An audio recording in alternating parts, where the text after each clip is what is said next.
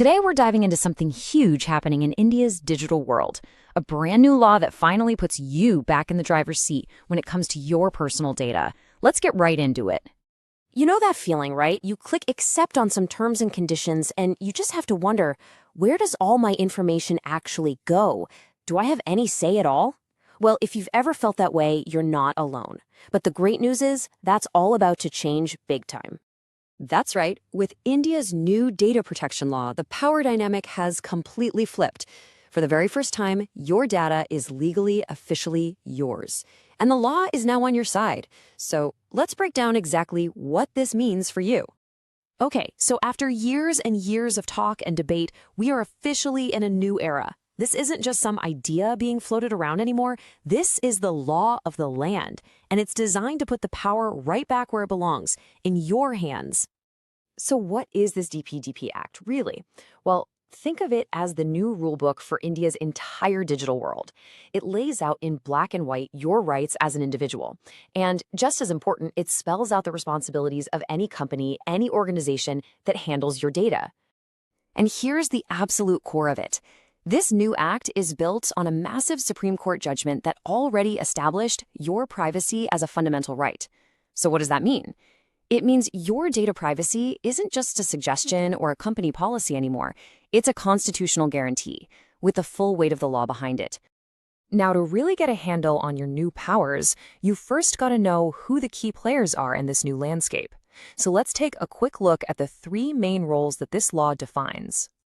This table breaks it down perfectly. The most important player here is the data principal, and guess what? That's you. You're the star of this show. Then you've got the data fiduciary. That's any organization that handles your data. Think your bank, a social media app, you name it. And finally, there are the significant data fiduciaries, the real heavy hitters who are held to an even higher standard. So what's the difference? What makes a data fiduciary significant? Well, it really boils down to two things: the sheer volume of data they process and how sensitive that information is.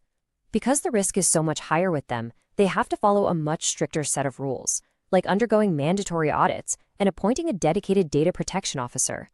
All right, this is the part you've been waiting for. This law doesn't just protect you from afar, it hands you a toolkit of real, actionable rights. Let's call them your new digital superpowers. Get a load of this toolkit. You now have the right to see exactly what data a company has on you. You have the right to get it corrected if it's wrong, and even erased completely. You can even nominate a digital heir to manage your rights. And here's a huge one. You can withdraw your consent just as easily as you gave it. Yep, no more digging through 5 layers of confusing menus to find that tiny unsubscribe button. Let's really zoom in on one of the most powerful rights, the right to erasure. The law itself couldn't be clearer. As you can see from this quote, once a company has used your data for the specific reason they collected it, they are legally required to delete it. This is an absolute game changer. Okay. The legal language is great and all, but how does this actually play out in the real world for you and me? Let's use a super common example. Here it is, plain and simple. Let's say you close an old social media account. The platform can't just deactivate it and hang on to your data forever in their servers. Nope, they now have a legal duty to actually delete it. The age of companies hoarding our data indefinitely is officially over. So you've got all these rights, which is awesome, but what happens if a company just ignores them? Well, the good news is the law gives you a clear 2-step action plan to hold them accountable. It all starts off pretty simple. Step 1, you contact the company's own grievance officer. They have a 30-day window to sort out your issue. If they don't, or you're just not happy with their response, you move on to Step 2. You escalate your case directly to the Data Protection Board of India. That's the official regulatory body set up to handle this stuff. And trust me, these aren't empty threats. To show you just how serious this is, the Data Protection Board can hit a company with penalties of up to 250 crore rupees for a single breach. Now that's a number that will make any company in the world sit up and pay attention. Believe it or not, this is really just the beginning. The law is being rolled out in phases, so let's take a peek at the timeline and see what's still to come in the future of our data protection.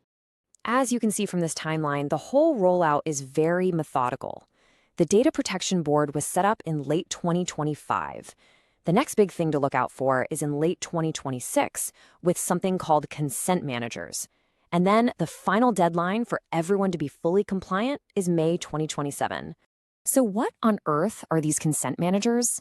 It's a truly game-changing idea. The best way to think about it is like a universal remote for all of your data permissions. Imagine one single dashboard where you can see every app that has access to your data, and you can revoke that permission with a single click. It's coming. And, beyond just the law, there's a much bigger push for a cultural shift.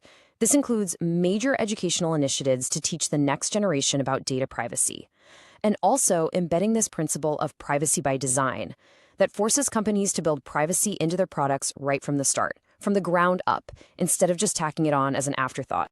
So there you have it. The framework is in place, the tools are officially in your hands, and the power has well and truly shifted. For the first time, you are the principal, the main character in your own data story. The only question that's left is the one you see on your screen. You've been given the rights. Will you use them?